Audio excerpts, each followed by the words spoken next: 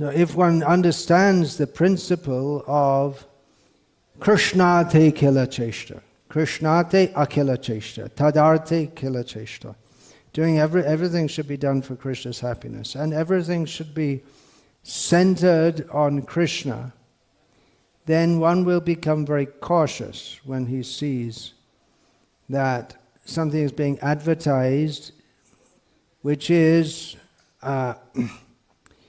not what Srila Prabhupada, as the representative of all the acharyas of Vyasadeva, of the Shastra of Krishna, not what Srila Prabhupada promoted. Yoga was very popular when Srila Prabhupada was present in America also.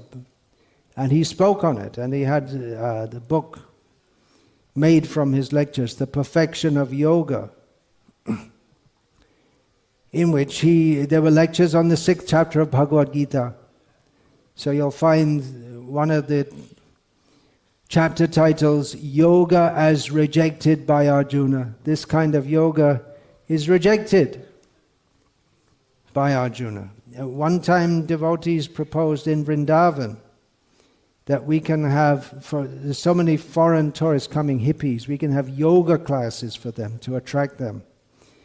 And Prabhupada said, yeah, very good idea. So what you do, you bring them in, you sit them down, and you give them classes on Bhagavad Gita. You can have a 9-day, I can't remember, 9-day course and 2 sessions each day. And devotees were saying, well, come and have some exercise. And Prabhupada said, no. What's the point? This is real yoga. You tell them, but just to attract them, no. You want to learn yoga from us? This is what we teach. So the whole idea of teaching yoga and attracting people in this way was addressed by Prabhupada by saying that you just sit them down, and Prabhupada said they can sit in the cross-legged, and breathing they can breathe. They're allowed to breathe.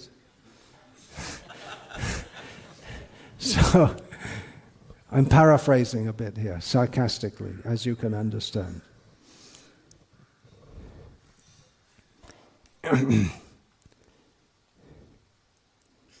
We should be, in our eagerness to spread Krishna consciousness, first of all we should understand what Krishna consciousness is, and then we should not be more